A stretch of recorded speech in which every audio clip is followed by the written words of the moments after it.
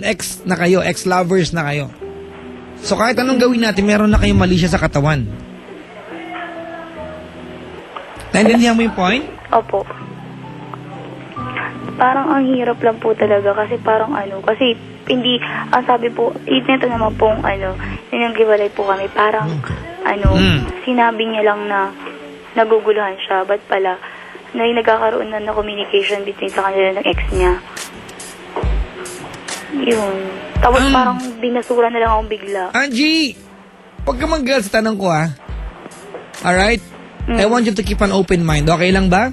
Sure po. Sa taong ito, 2 lalaki na nakit sa'yo. Diba? And they had given you the same reasons. Tama? Pareho lang, diba? They want space from you. Kailangan nila ng espasyo mula sa'yo.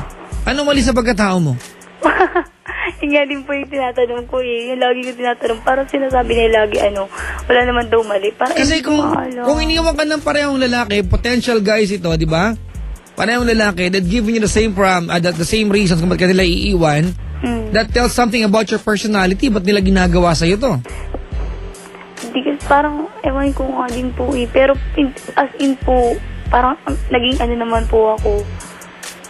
Alam mo yung hindi naman po sa pero hindi naman po ako nagkulang as a girlfriend nila.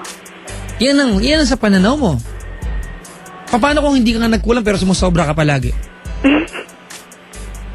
Yung nga din po yung gusto kong itanong sa kanila yung what way. Well, ganito Angie, in the meantime, focus ka muna sa sa pagpapahalaga sa sarili mo. Alright? Tandaan mo na it's never a requirement to be with someone. It's not a requirement to be with anyone. But it's wonderful. Huwag mo hanapin. It will come along. Tama. It will find you when it's the right time. Alright? Huwag mong bilangin kasi ang hindi maganda sa kwento mo, binibilang mo yung times na nasaktan ka for this year. Di ba parang twice na? Kasi mga kaibigan, huwag niyo pong gawin yan. Stop tagging things as good and bad. Pag may nangyari, ito good. Pag may nangyari, ito bad. Ito good, ito bad, ito bad, ito bad. Ito good, ito good. Di ba? Ang ending niya, kahit mas marami yung good sa bad, di ba? Kasi tayo, bilang tao, di ba? It's a human nature, mga kaibigan, na mas nakatutok tayo sa masasamang bagay. Mas pinapansin natin. Di ba? Kahit sabihin natin na nung nagbilang ka, siyam yung masama. Aside siyam yung mabuti at isa lang yung masama, mas makikita mo pa rin yung masama. Human nature yan eh.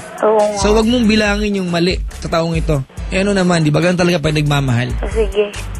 Parang, sige, bye. Naging na din ako. Parang ganun na lang. At least may kapalit, di ba? Ewan ko lang kung ito sabi nila. Na pag successful lang ang career. Yun nga din po kasi po ilang beses sabit daw ang love life. Opo, kasi ilang beses na din po sa akin sinabi ng mga friends ko na siguro daw po mas na lang ako sa career kaysa po sa love life. Kasi nga doon na nangyayari. Parang sinabi na rin po sa akin ng mga friends ko na low. Sabi lang din yan mga mayayaman na bitter ang love life. Ay. Kaya sumikat yan. Sige. Salamat sa pagtawag, ha? Sige po. Angie. Alright? Thank you din po. Alright. Mga kaibigan, si Angie po yan ng Sampaloc. Minsan kasi pag ito, okay magalit ha. Lagi kang sinasaktan, lagi kang iniiwan. People always make you cry, di ba? Tanong mo sarili mo, ano mali siya, ba't ginagawa sa'yo yan? Di ba?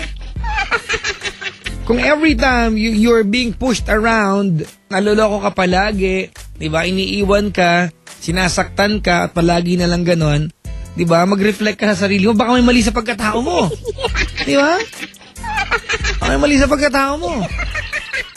Baka mamaya yung mga taong nagmamahal sa'yo, di ba? Very evidence na tignan ka, di ba? At kumbaga madaling i-judge. Naiwanan ka na lang. Kasi siguro masama ugali mo. Ay ganun di ba?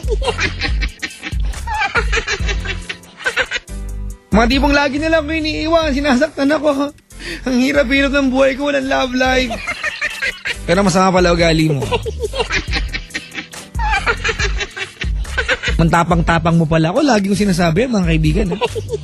Especially sa mga girls na hindi ganong inaalagaan ng kanilang mga boyfriends. Di ba? Kung gusto magpaalaga, huwag ka magtapang-tapangan. Ang matatapang na tao, hindi inaalagaan, matapang ka na eh. Gamitin mo yung tapang mo sa iba, huwag sa relasyon. Di ba? Pag matapang ka, you don't need taking care of. Alagaan mo sarili mo, matapang ka di ba? You're on your own. Kung gusto maalagaan ka, you show your weakness. Ipakita mo yung kahinaan mo sa taong yan. So alam ng taong yan where to pick up, kung saan ka paano, at paano ka alagaan. Mga kaibigan, tawagin niyo po ako sa aking numero 8326171. Ulitin ko lamang 8326171. At nais ko nga palang i-dedicate tong awitin na to na lahat ng mga iyakin. Na-play ko to last night I'm playing it again tonight. Parang bagal ng computers ngayon. Ayaw mag-react. 8326171. Gandang gabi, Pilipinas.